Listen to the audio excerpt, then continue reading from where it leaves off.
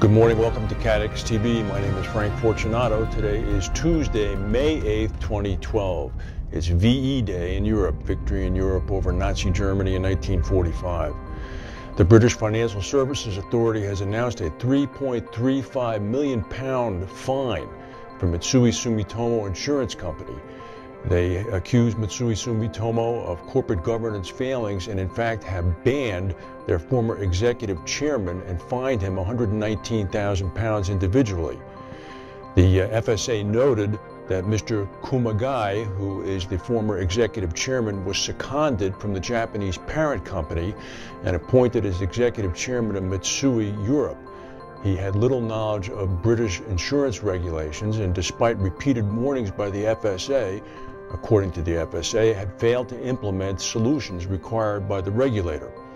They also noted that Mr. Kumagai did not effectively implement a new IT administration system across the firm's branch offices, which led to shortcomings in management information available to both the regulator and to the executive management. Munich Re has had a real bounce-back quarter. They reported a profit of 782 million euros for the first quarter. This is up from a loss compared of 1.38 billion for the same quarter last year. The gain for reinsurance was up to 906 million euros. This compares to a loss of about 1.6 billion euros for the same quarter last year. This, of course, is due to the slight increase in premium rates as well as a very quiescent cat period during the first quarter. Munich Re's April renewals actually declined in volume by about 3%, but their rates increased by 5%. Munich Re's CEO Torsten Jaworek said that they did reduce proportional earthquake coverage in Japan in conditions where we found the conditions for pricing inadequate.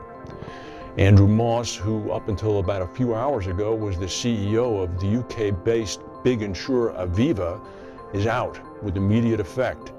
The move follows a defeat for the company on the pay report. Last week's annual meeting in which it was released, which indicated that Mr. Moss was going to receive a substantial raise. That was voted down, so he's out. According to the General Accounting Office, the U.S. government is going to make a profit of over $15 billion on its bailout of the insurer AIG. The GAA also noted that the American government's stake has now been reduced to about $30 billion in the company, down from a high of $180 billion. A blast on Saturday at the Bangkok synthetics plant in Bangkok has left at least 12 people dead. The plant is the subject of an investigation by the Prime Minister Yingluck Shinawatra, who has now set up a committee to examine possible contamination in the area. According to the Bangkok Post, one of the explosions at the blast was so powerful that it actually lifted a pickup truck 30 feet off the ground. That's a very powerful blast. As we noted, it's VE Day in Europe, and outgoing President of France, Nicolas Sarkozy, and the President-elect François Hollande appeared together at the Arc de Triomphe in Paris, where they laid a wreath at the tomb of the unknown soldier. The two men were standing next to each other and smiling despite the solemnity of the occasion. And believe it or not, here's a story. If you're flying Air Canada, you might want to listen to this. Passengers who went through a terrifying ordeal with a groggy co-pilot on a transatlantic flight mistakenly sent the plane plunging toward the ocean launched a class action suit against Air Canada yesterday. They're looking for $20 million in general and punitive damages.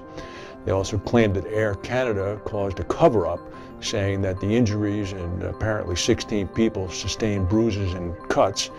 Air Canada, they claimed, said that the problem was due to turbulence. According to the lawsuit filed in Ontario Supreme Court yesterday, a groggy co-pilot had just awakened from a nap and was, quote, confused and disoriented when he first mistook the planet Venus for an approaching aircraft. He disengaged the autopilot, took evasive maneuvers, plunged the plane about 1,000 feet until the co-pilot realized his error and then went back to the normal level. Actually, that's not too much. It was probably flying at 36,000 feet and dipped 1,000 feet, so it must have just been a very sharp move. That's the news for today. If we have any breaking news, we'll come back and tell you. Thank you for watching, and we'll see you tomorrow.